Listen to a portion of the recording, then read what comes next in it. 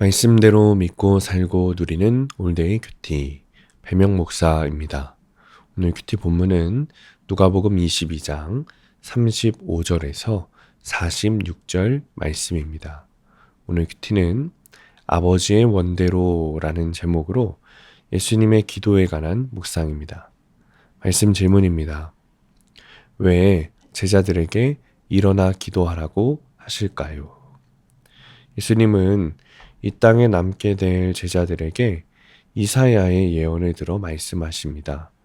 주님은 자신이 불법자 취급을 당해 그들과 함께 처형될 것이라는 말씀이 이루어져야 하며 또 이루어지고 있다고 하십니다. 37절입니다. 내가 너희에게 말하노니 기록된 바 그는 불법자의 동류로 역임을 받았다 한 말이 내게 이루어져야 하리니 내게 관한 일이 이루어져 감이니라. 그러나 제자들은 이 말씀을 잘 알아듣지 못합니다.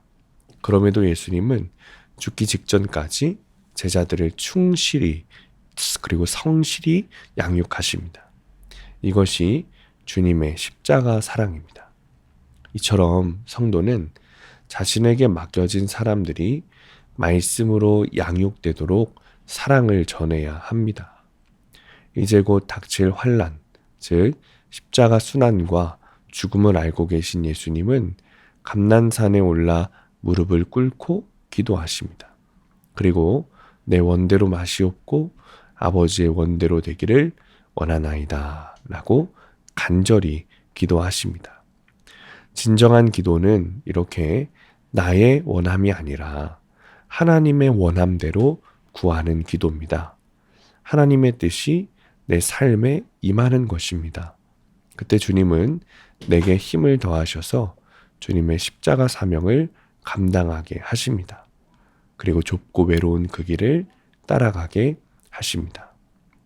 기도를 마치신 예수님은 잠들어 있는 제자들을 보시고 어찌하여 자느냐 라며 꾸짖으십니다.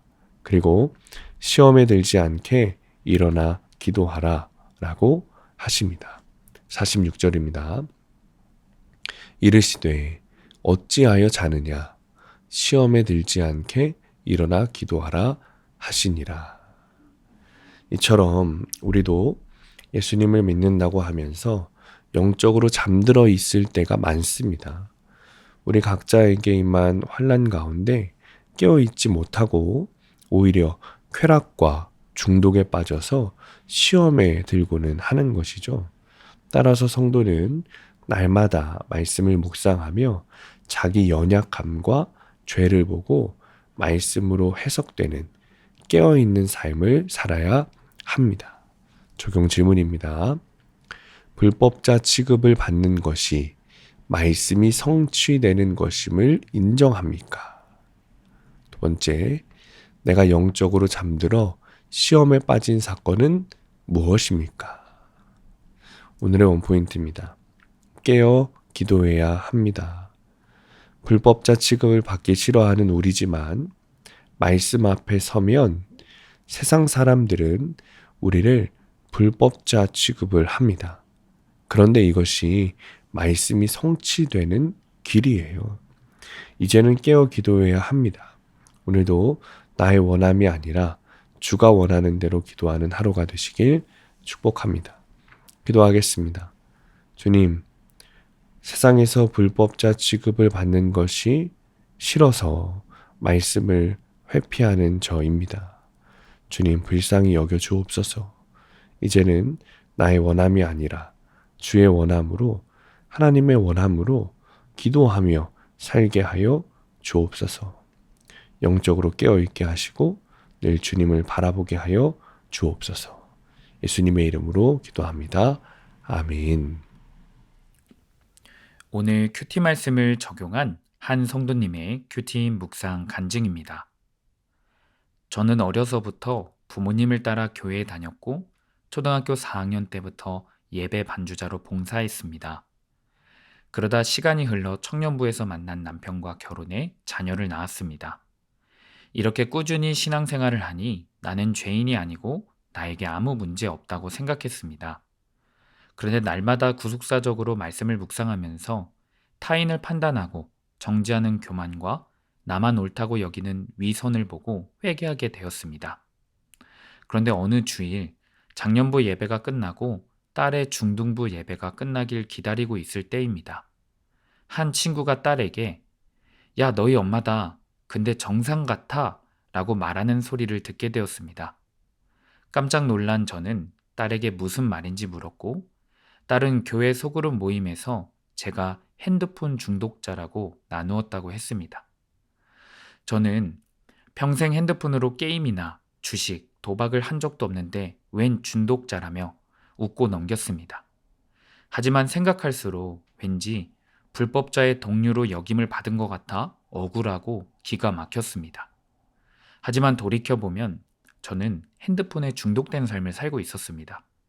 아침에 눈 뜨자마자 핸드폰으로 시간을 보고 하루 일정과 날씨를 확인했습니다. 장보기와 은행 업무 처리도 모두 핸드폰으로 했습니다. 또 시간이 날 때마다 틈틈이 교회 지체들과 SNS로 메시지를 주고받았습니다.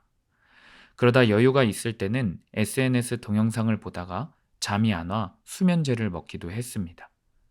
습관을 따라 산에 가서 기도하신 예수님과 달리 저는 습관처럼 핸드폰을 손에 쥐고 있었던 것입니다. 딸의 나눔이 아니었다면 저의 이런 중독을 몰랐을 것입니다. 그동안 내 죄는 못 보면서 가족에게 큐티하고 기도하라고 잔소리했던 것을 회개합니다. 이제는 시험에 들지 않게 핸드폰을 내려놓고 깨어 기도하겠습니다. 적용하기. 하루 중 큐티하고 기도하는 시간과 수면 시간에는 핸드폰을 꺼놓겠습니다. 가족에게 큐티하고 기도하라고 잔소리하는 대신 삶으로 본을 보이겠습니다. 오늘도 말씀대로 믿고 살고 누리는 성도님들 되시기를 축복합니다. 큐티와 신앙생활에 도움을 받기 원하시는 분은 네이버에서 수암감리교회를 검색하시거나 유튜브에서 수암감리교회를 검색하시면 도움받을 수 있습니다. 자세한 문의사항은 지역번호 031-482-8047번으로 문의하시기 바랍니다.